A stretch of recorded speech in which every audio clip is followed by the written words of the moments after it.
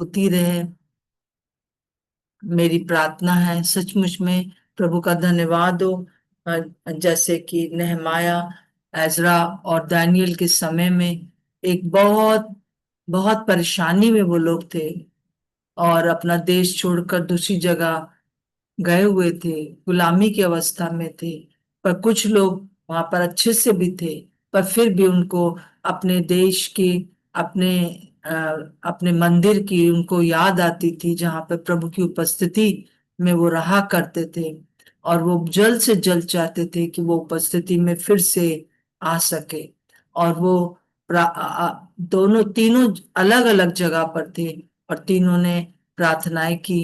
और ये तीन तो हमको बाइबल में रिकॉर्ड मिलता है, परंतु बहुत से और भी यहूदी होंगे जो कि इस प्रकार से कर रहे होंगे प्रार्थनाएं, और किस प्रकार से आराधना, प्रार्थना, विनती और प्रतिज्ञाओं का मानना एक एक उनका ये पैटर्न होगा, मुझे ऐसा लगता है। यहूदी में, यहूदी जाति में ये, इस्राएल जाति में ये पैटर्न होगा। प्रभु का धन्यवाद। कल मैंने आप लोगों से कहा था कि हम लोग सब होमवर्क करेंगे। मुझे विश्वास है कुछ लोगों ने होमवर्क जरूर किया होगा कि आपने तीनों अध्यायों को, नेहमाया 3:9 और एजरा 9 और दानियल 9 पढ़ के इन चारों बातों को खोजा होगा उसमें कि किस प्रकार से ये चारों बातें उसमें हैं। तो हमारे बीच में वार्था दीदी हैं, और वो कल ही उन्होंने बैठकर तीनों अध्यायों को पढ़ा और स्टडी करी। तो मैंने उनसे कहा है कि प्लीज आप थोड़ा सा बताएं, और इसी उन्हीं के समान अगर किसी और ने भी स्टडी की है, आपने क्या पूरा निचोड़ निकाला, वो आप बता सकते हैं। सो इस समय मैं मार्था दीदी को दूंगी।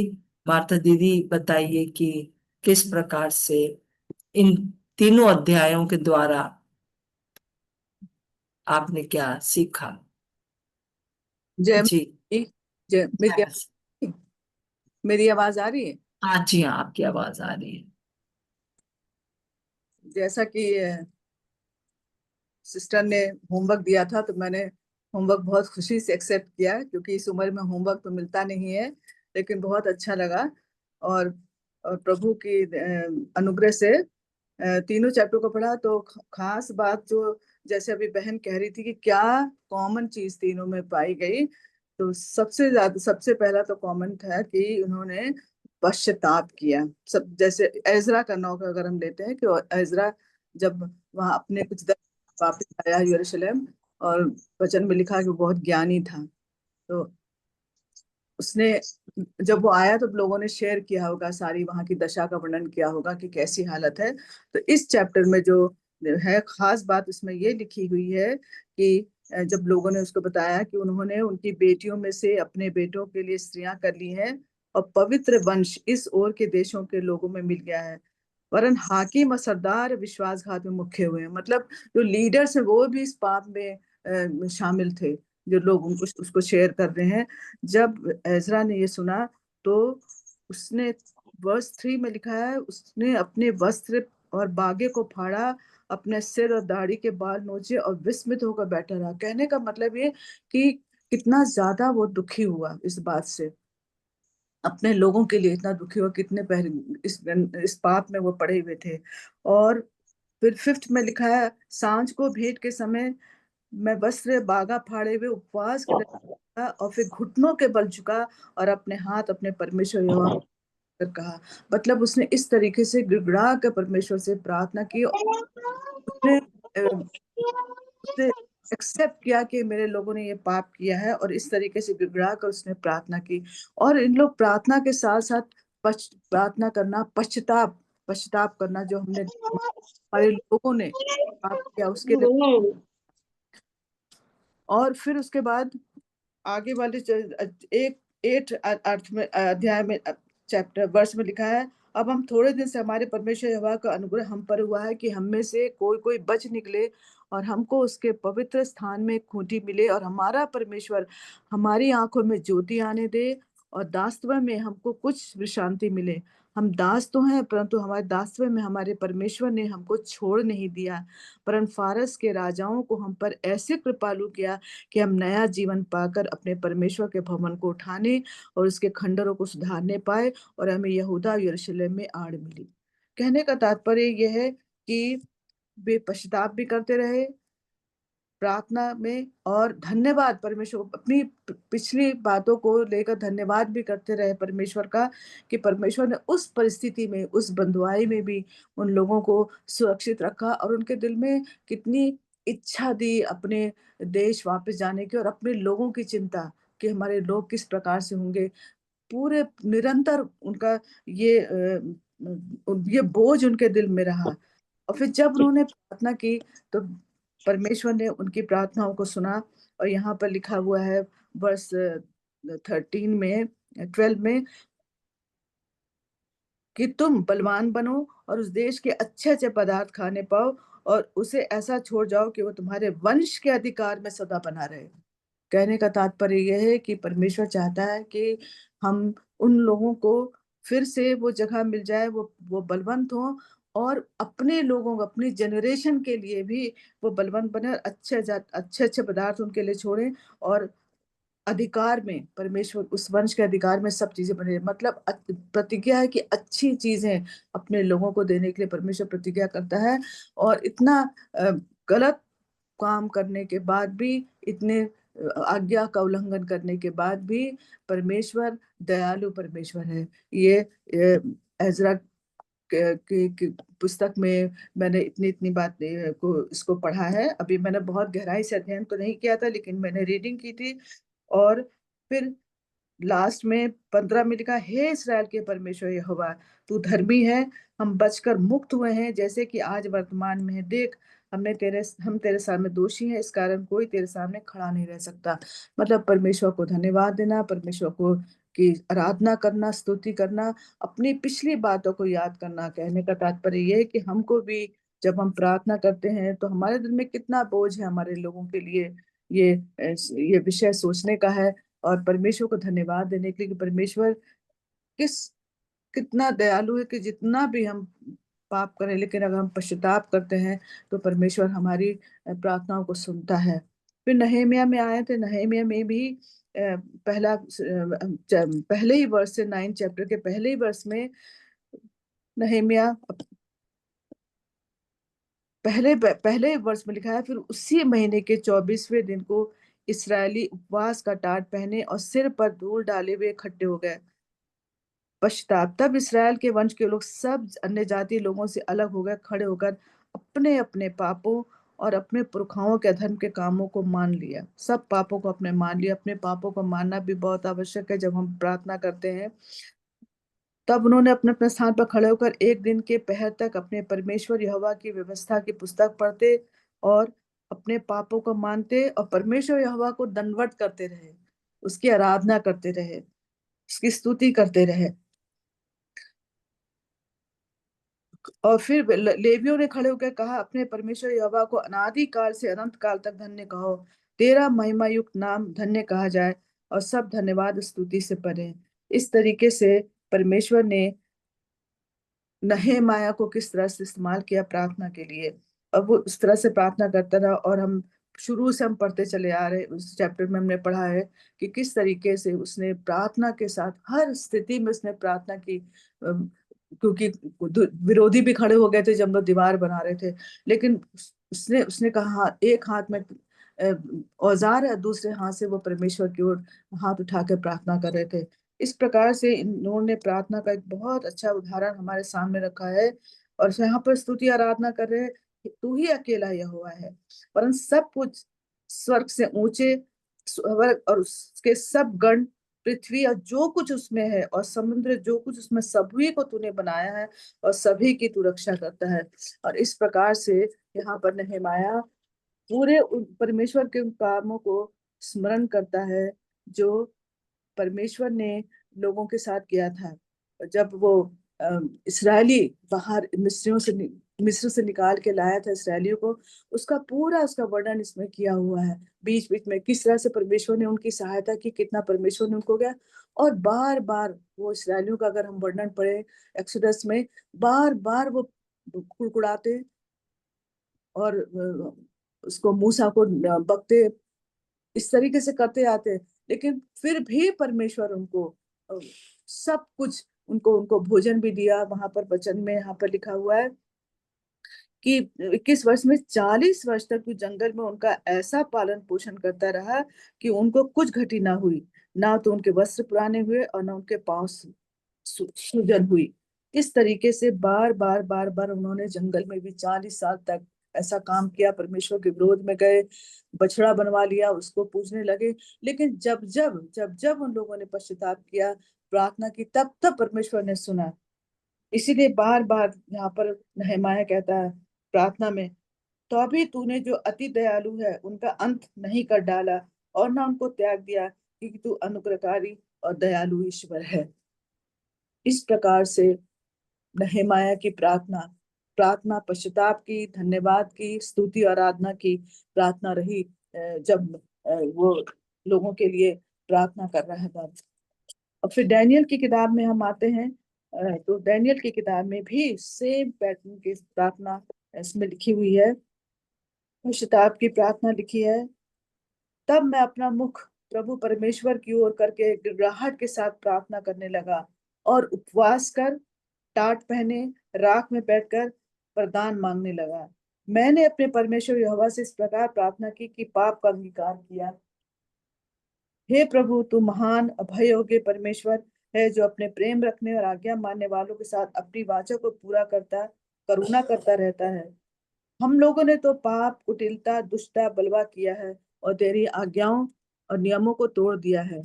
इस प्रकार से उसकी प्रार्थना जो थी वो परमेश्वर के सामने रही, जो पश्चाताप के साथ थी। और कितनी उपवास के साथ प्रार्थना किया उसने अपने लोगों के लिए। और फिर परंतु इस बात में वो कहते हैं कि हे हवा, हम लोगों ने अपने राजाओं, देखिए लीडर्स का भी इसमें इसने भी किया था, उसने भी प्रार्थना की, हाकिमों पूर्वजों समेत तेरे विरुद्ध पाप किया, इस कारण हमको लज्जित होना पड़ता है। हम अपने परमेश्वर फिर गए, तो अभी तू दया सागर क्षमा की खान है। हम तो अपने परमेश्वर की शिक्षा सुनने पर भी उस पर नहीं चले, जो उसने अपने दास नबियों को सुनाई थी। इस प्रकार से पूरे चैप्टर में बार बार डैनियल ने भी अपने परमेश्वर के सामने अपने लोगों के लिए प्रार्थना की, पश्चाताप किया, धन्यवाद, प्रार्थना, पश्चाताप, धन्यवाद। और इस तरीके से ये पूरे चैप्टर को मैं पढ़ रही थी। फिर जब आखिर में पढ़ते समय मैं देखा, जब ये वर्ष उसमें आई 23 में, तो ये बात बड़ी एनकरेजिंग लगी मुझको कि जब इसके पास दूत आया, तो जब तू गिड़गिड़ा कर विनती करने लगा, तब ही इसकी आज्ञा निकली, इसलिए मैं तुझे बताने आया हूँ, क्योंकि तू अति प्रिय ठहरा है। वो बता रहा कि जब डैनियल प्रार्थना कर रहा था, जब सब लोग मिलकर प्रार्थना कर रहे थे, तब वो राजा की आज्ञा निकली थी लोगों को बंधुआई से छोड़ने के लिए, वापस जाने के लिए। और कहने का यहाँ पर तात्पर्य ये है कि वह कह रहा है वो कि क्योंकि तू अति प्रिय ठहरा है। प्रार्थना, जब जब वो अपने लोगों के लिए प्रार्थना करते, जब हम लोग अपने लोगों के लिए प्रार्थना करते हैं, अपने जैसा कि बहन का ये चाहती है कि हम लोग किस तरह से अपने देश के लिए प्रार्थना करें, अपने कलीसिया के लिए प्रार्थना करें, तो हमको इस पैटर्न से प्रार्थना करना होगा कि हमको पश्चाताप करना होगा। हमको खुद पश्चाताप करना बहुत जरूरी है। वचन में भी लिखा है नए नियम में कि जब तू वेदी के पास आए, तो अगर तेरे मन में कोई बुराई है तो लौट के जा, माफी मांग, और तब यहाँ पर आके वेदी पर भेंट चढ़ाना। तो कहने का तात्पर्य कि हमको अपने पापों का अंगीकार करना है, सबके सामने, अपने ग्रुप में, कहीं भी जो भी गलत काम किया हमारे हमारे लोगों ने, हमारी कलीसिया में, हमारे अपने परिवार ने, अपने देश में, हमें उनके लिए प्रार्थना करना है, क्योंकि परमेश्वर इससे प्रसन्न होता है। और ये बहुत अच्छी जागृति के लिए, और इससे बढ़कर कोई दूसरा उपाय नहीं है कि हम मिलकर परमेश्वर की स्तुति उपस्थिति में आए, पश्चाताप करें और मन से पश्चाताप करें। हम देख सकते हैं, हम इस वचन को तो अभी मैंने एक ही बार पढ़ा, लेकिन इसको बार बार पढ़ना बहुत जरूरी है, इससे पहले कि हम इस इस काम को शुरू करें प्रार्थना के लिए, बेदारी के लिए, कि हम परमेश्वर के सामने दीन हो, नम्र हो, जैसा कि दूसरा इतिहास 7:14 में लिखा है कि जब लोग दीन होंगे, नम्र होंगे, अपने पापों को छोड़ेंगे, तब मैं परमेश्वर प्रार्थना को सुनूंगा और उनका उनका उद्धार करूंगा और उनको छुड़ाऊंगा। तो ये कहने का तात्पर्य है कि जो वचन से मैंने ये पढ़ा कि परमेश्वर के लोगों ने कितना ज्यादा अपने आप को दीन करके परमेश्वर के सामने करते हुए, धन्यवाद की भेंट चढ़ाते हुए अपने विनतियों को रखा, और परमेश्वर ने उनकी विनतियों का जवाब दिया। और किस प्रकार से, जैसे दूत कहता है कि जैसे ही तूने प्रार्थना करना शुरू किया, वैसे ही राजा ने भेजना, आज्ञा देना शुरू कर दी। तो परमेश्वर का धन्यवाद हो कि मैं वचन पढ़ पाई, लेकिन इतना ज्यादा है कि कृष्ण ने तो 10 मिनट कहा था, लेकिन 20 मिनट हो गए। प्रभु का धन्यवाद हो कि प्रभु ने हमको ये वचन दिया जिसको हम पढ़ के, और हमारे जिस तरह एजरा के लिए लिखा है कि वो ज्ञानी था, तो हमें भी वचन का ज्ञान होना बहुत आवश्यक है। हमारे हाथों में ये वचन जो तलवार है, ये हाथ में बहुत जरूरी रखना है, ताकि हम इस युद्ध को जीत सके, जैसा कि जिसका कि हम प्लान कर रहे हैं। जैसा कि बहन चाहती है कि हम बहनें, इस ग्रुप की बहनें किस तरीके से प्रार्थना करें ताकि हमारे देश का कल्याण हो, हमारे देश का उद्धार हो। जय मसीह की। धन्यवाद। जय मसीह की। थैंक यू माता दीदी, आपने थोड़े से समय में बहुत कुछ बताया, आपका धन्यवाद हो। तो जिस तरह से हमने देखा कि एक एक दीदी ने एक हम लोगों के सामने एक सारांश रखा है कि किस प्रकार से तीनों लोग जो कि अलग अलग जगह पर थे, उनका ये पैटर्न था प्रार्थना करने का। और उसी प्रकार का पैटर्न हम यीशु मसीह की उस प्रार्थना में देखते हैं जो उसने सिखाई। तो सबसे पहली चीज जो है, हम हर प्रार्थना में देखेंगे। आज फिर आप इस तीनों प्रार्थनाओं को पढ़ें या सिर्फ एक की पढ़ें। नेहमाया 9 पढ़ लें, या एजरा 9 पढ़ लें, या दानियल 9 पढ़ लें। ये भी मुझे बहुत अद्भुत लगता है परमेश्वर के वचन में कि किस प्रकार से एक्यूरेट जो है प्रार्थना है, 9 9 9, है ना। और जो सबसे पहली चीज हम निकालेंगे, मतलब कि ये तो आगे पीछे है। जैसे बहन ने बताया कि वो सबसे पहले उन लोगों ने पश्चाताप किया, सच में पश्चाताप किया। पर जो मैंने अपने नोट्स में बनाया है और जो दीदी ने बताया वो बिल्कुल सही है। पर मैंने अपने नोट्स में ये बताया है कि कैसे उन्होंने आराधना करी, और फिर उसके बाद कैसे उन्होंने पापों का अंगीकार किया, और कैसे उन्होंने प्रतिज्ञाओं को लेकर उनका दावा किया। एक एक चीज को हम लोग देखेंगे आने वाले दिनों में, ताकि सब चीजें हमारे अंदर ऐसे हो जाए कि हम इस पैटर्न के द्वारा प्रार्थना कर सके। जरूरी नहीं है कि जैसा मैं बता रही हूँ वैसा, पर ऑलमोस्ट ये सब चीजें हमारी प्रार्थनाओं में आना चाहिए। फिर हम उसके बाद हम विनती या प्रार्थना करें प्रभु हमसे क्या चाहता है।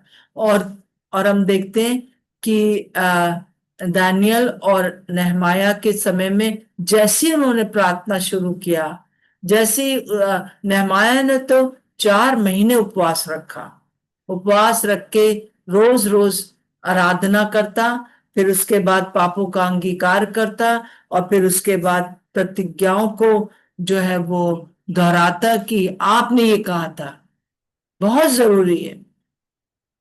और फिर विनती करता कि प्रभु आप हमारे लिए कर दीजिए। और हम जब नए नियम के उसमें आते हैं तो हम देखते हैं कि हमको इस प्रकार से कहना है कि ये जो पहाड़ है वो टल जाएगा नहीं, वो उखड़ कर गिर चुका। अब हम एक बड़ी रिवाइवल देखने जा रहे हैं। प्रभु का धन्यवाद। एक छोटा सा बात हम उसको लेंगे आराधना के ऊपर बस।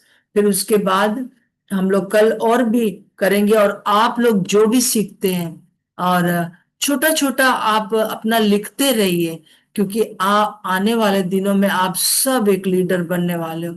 सब दूसरों को, जो नए लोग आएंगे कलीसिया में, उनको सिखाने वाले हो, क्योंकि हम जागृति के लिए प्रार्थना कर रहे हैं। तो जब हम जागृति के लिए प्रार्थना कर रहे हैं तो हम इस बात को समझ लें कि आपकी अपनी कलीसिया के लोग जो अभी जानते नहीं थे, सुनते थे बस, परंतु अभी वो जाग जाएंगे और उनको आपको बताना होगा। सो नेहमाया की जो पुस्तक है उसमें जो आराधना का जो पैटर्न है वो आप हम देखेंगे। कोई भी जन पढ़ दीजिए, नेहमाया 9 का 5 से 15 पढ़ दीजिए और ध्यान दीजिएगा कि क्या क्या वहां पर कहा गया है। कोई भी पढ़ दीजिए। आज हम इस चीज को नेहमाया के उसमें देखेंगे कि नेहमाया ने आराधना कैसे करी। नेहमाया 9 का 5 से 15। फिर यीशु कदमीएल बानी हशबन्याह शेरब्याह होदिया शबन्याह और पत्याह नामक आराधना, लेवियों ने आपकी आवाज थोड़ी सी कम आ रही। आप सबको आ रही है आवाज आराधना की? बहुत कम। अच्छा फिर कोई और पढ़ दे, ठीक है। हाँ जी, आप पढ़िए। फिर यीशु कदमीएल बानी हशबन्याह शेरब्याह होदिया शबन्याह और पत्याह नामक लेवियों ने कहा, खड़े हो, अपने परमेश्वर यहोवा को अनादि काल से अनंत काल तक धन्य कहो। तेरी महिमा युक्त नाम धन्य कहा जाए, जो सब धन्यवाद और स्तुति से परे है। जी हाँ, तो हम देखते हैं यहाँ पर कि क्या आराधना किस प्रकार से कर रहा है कि खड़े हो, अपने परमेश्वर यहोवा को अनादि काल से अनंत काल तक धन्य कहो। हालेलुया, है ना। इसको हमको प्रभु को धन्य कहना है। जैसे कि कई बार लोग धन्यवाद के धन्यवाद धन्यवाद धन्यवाद धन्यवाद धन्यवाद धन्यवाद ऐसे बोलते हैं। कोई गलत नहीं है, परंतु अगर आप कुछ वर्ड्स लें, जैसे इसने कहा कि अनादि काल से अनंत काल तक तू धन्य है, तेरा तेरा महिमा युक्त नाम धन्य कहा जाए, जो सब धन्यवाद और स्तुति से परे है। प्रभु का धन्यवाद। इस प्रकार की आराधना हम हृदय की गहराई से शुरू करें। उसके बाद बहन 6 से 15 पूरा पढ़ दीजिए, ताकि और धीरे धीरे पढ़िए। लोग सब नोट करिए कि यहाँ पर किस बात के लिए वो धन्यवाद दे रहा है, क्या धन्यवाद दे रहा है, क्या स्तुति प्रशंसा कर रहा है। जी पढ़ दीजिए। तू ही अकेला यहोवा है, स्वर्ग वरन सबसे ऊंचे स्वर्ग और उसके सब गण और पृथ्वी और जो कुछ उसमें है और समुद्र और जो कुछ उसमें है, सबों को तू ही ने बनाया और सबों की रक्षा तू ही करता है। और स्वर्ग की समस्त सेना तुझी को दंडवत करती है।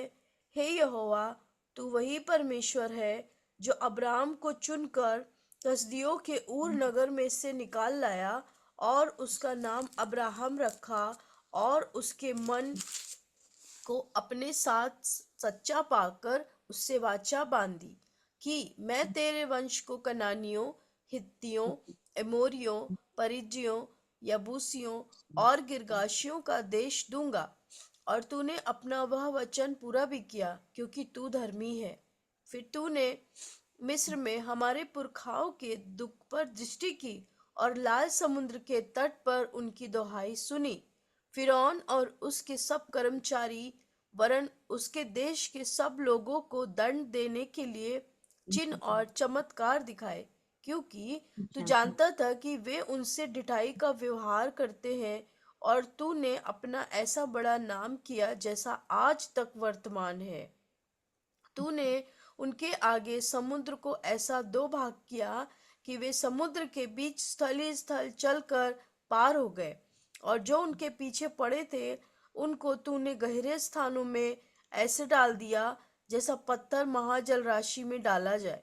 फिर तूने दिन को बादल के खंबे में होकर और रात को आग के खंबे में होकर उनकी अगुवाई की कि जिस मार्ग पर उन्हें चलना था उसमें उनको उजियाला मिले।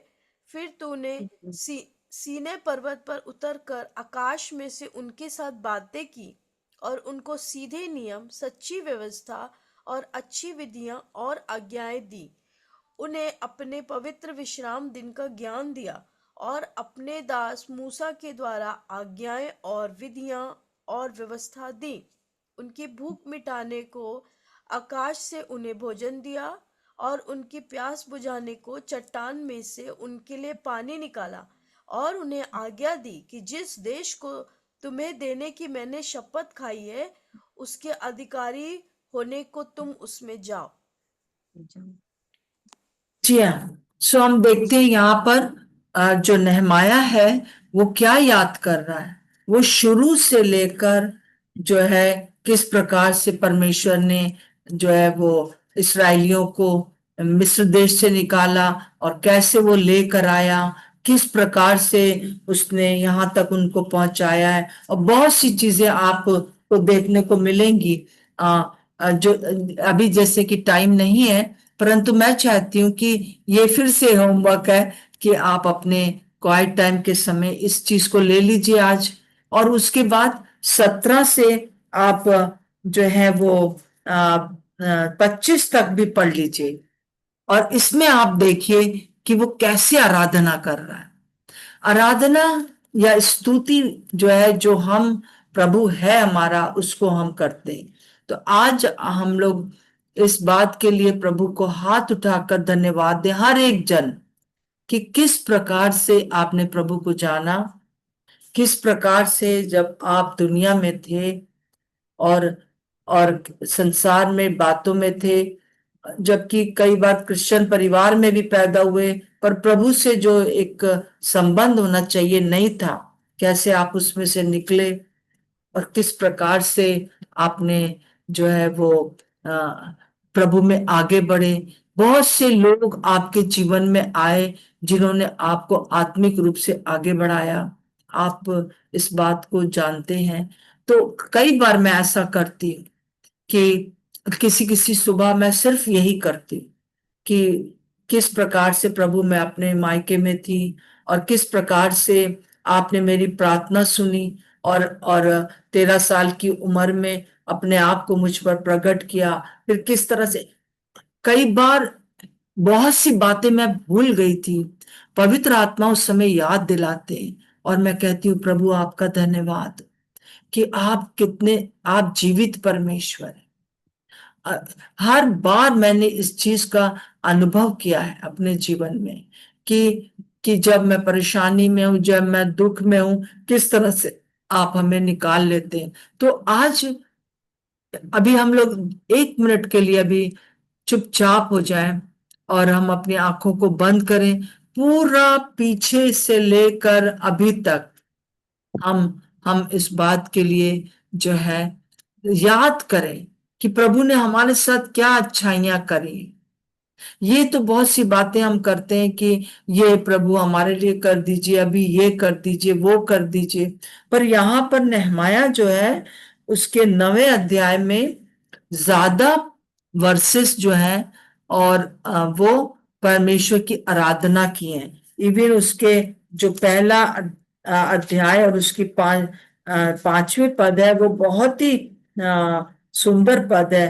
1 का 5 में लिखा है कि हे स्वर्ग के परमेश्वर यहोवा, हे महान और भय योगेश्वर, तू जो अपने प्रेम करने वाले और आज्ञा मानने वाले के विषय अपनी वाचा पालता और उन पर करुणा करता है।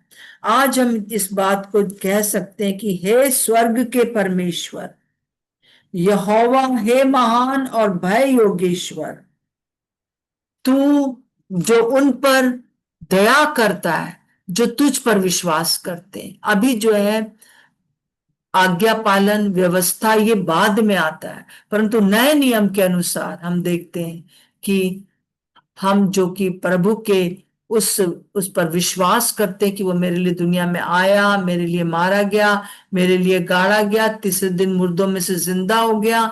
मैं विश्वास करती हूँ, और मैं ये बात पर भी विश्वास करती हूँ कि अब जिस दिन से मैंने आपको अपने जीवन में बुला लिया, आप मेरे अंदर आ गए हैं। धन्यवाद प्रभु, धन्यवाद प्रभु। आज दिन भर मैं चाहती हूँ कि ये आत्मा आपके जीवन में कार्य करे।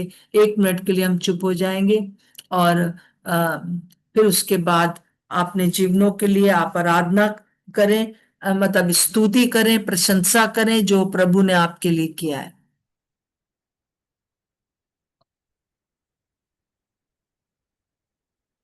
हालेलुया।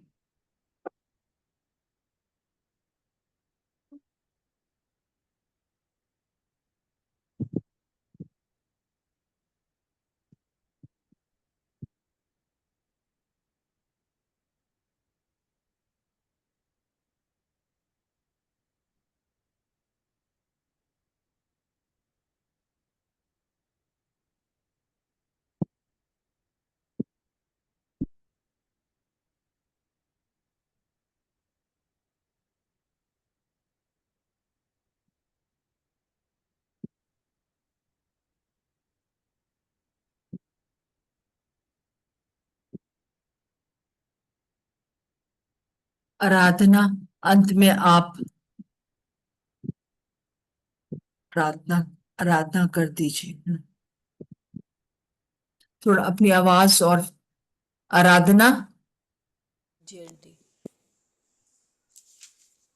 प्रभु हम आपको धन्यवाद देते, सर्वशक्तिमान, राजाओं के राजा, प्रभु के प्रभु, अपनी जो आप वाचा को पालते हैं थोड़ा प्रभु। अपनी आवाज तेज कर दीजिए प्लीज।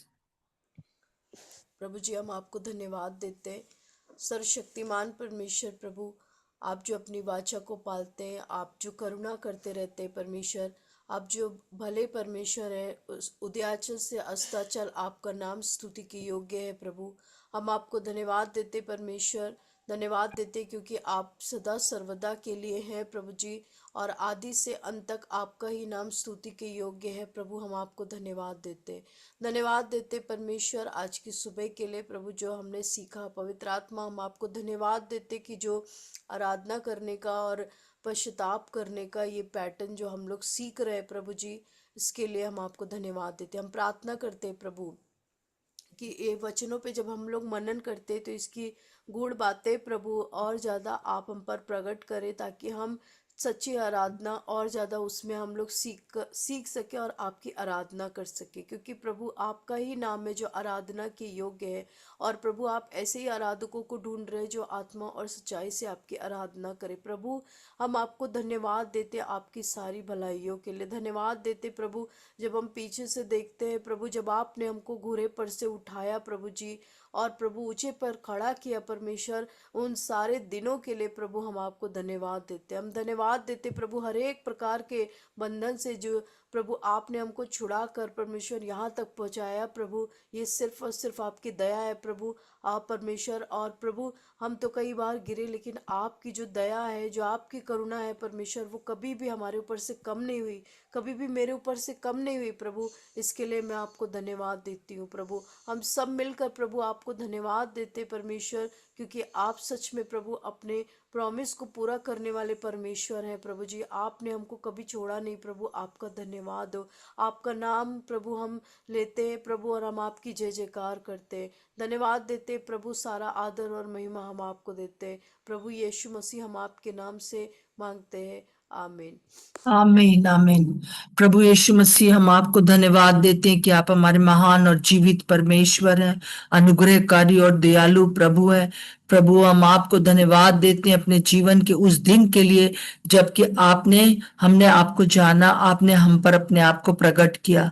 जिस दिन के लिए प्रभु जी बहुत सी चीजें हम लोगों ने अभी सोची हैं, सब बातों के लिए हम आपकी स्तुति प्रशंसा करते हैं प्रभु। एक एक जन को हम आपके अधिकार में करते हैं और हम प्रार्थना करते हैं पिता परमेश्वर कि जितने भी लोग जुड़े हुए हैं, हर एक को प्रभु जी उनके घरों से सारी बीमारियां दूर हो जाए यीशु मसीह के नाम से।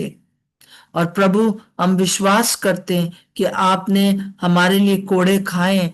प्रभु हम इस समय ऋषभ के लिए प्रार्थना करते हैं, आप उसको चंगा कर दिए। दोबारा कोई भी गांठ, कोई भी दिमाग में जो कुछ भी इफेक्ट है वो सब दूर हो चुका है और वो बिल्कुल भला चंगा हो चुका है। दोबारा उसको बिल्कुल भी वो चीजें वापस लौट के नहीं आएंगी। पवित्र प्रभु अपना अनुग्रह करिए, अपनी करुणा और दया कीजिए प्रभु जी। पिता परमेश्वर जिसका कोई नहीं होता प्रभु, आप उसको संभालते हैं प्रभु आपका धन्यवाद हो। धन्यवाद प्रभु, धन्यवाद प्रभु यीशु। जितने भी लोग हमारे बीच में जुड़े हुए हैं, हर एक की जो भी बातें हैं उन सबको आपने हटा दिया है। हम विश्वास करते इस बात को, और हम लोग जबकि ये सीख रहे हैं कि हम अपने देश के लिए, जागृति के लिए कैसे प्रार्थना करें। प्रभु जी आप हमारी सहायता मदद करें होली स्पिरिट। और हम में से हर एक को आप बताएं कि वो किस प्रकार से आराधना, प्रार्थना, वचन में को जानना, सब कुछ कर सके। इस सारी मीटिंग को हम आपके हाथ में सौंप देते हैं। कई लोग हैं प्रभु जो जुड़ना चाहते हैं, परंतु उनका लिंक मिलता नहीं है। प्रभु हमें नहीं मालूम कि क्या चीज हुई है, परंतु हम सब मिलकर यीशु मसीह नासरी के नाम से जो व्हाट्सएप, पुराने व्हाट्सएप के ऊपर अटैक हुआ और अभी भी है इस नए व्हाट्सएप पर, यीशु के नाम से उसे मैं खंडित करती हूँ सबके साथ मिलकर। और प्रभु एक फ्लो हो सके प्रभु जी, कोई भी इंटरनेट की प्रॉब्लम होने ना पाए। यीशु मसीह नासरी के नाम से मांगते हैं, आमीन और आमीन। प्रभु का धन्यवाद हो। इन दिनों में मैं आप लोगों को फोन उठा नहीं पा रही हूँ, परंतु मैं चाहती हूँ कि आप लोग अपने वॉइस मैसेज मुझे भेज दीजिए, या वैसे ही मैसेज भेजिए कि आप लोग का कैसा, क्या आपको प्रभु सिखा रहा है, क्या आप आगे बढ़ रहे हो। कोई ऐसी बात है वो आप मुझसे शेयर कर सकते हो व्हाट्सएप पर। मैं प्रार्थना जरूर करती रहूंगी, और जब कभी भी मौका बीच में मिलता है मैं प्रार्थना करूंगी। आज जो मेरे हस्बैंड है पहले से काफी ठीक है, प्रभु का धन्यवाद हो। उनकी कोई ऐसी मेजर प्रॉब्लम नहीं है। हाँ, हम लोगों ने कल टेस्ट कराया, कल पूरा दिन उस प्रकार से बीता।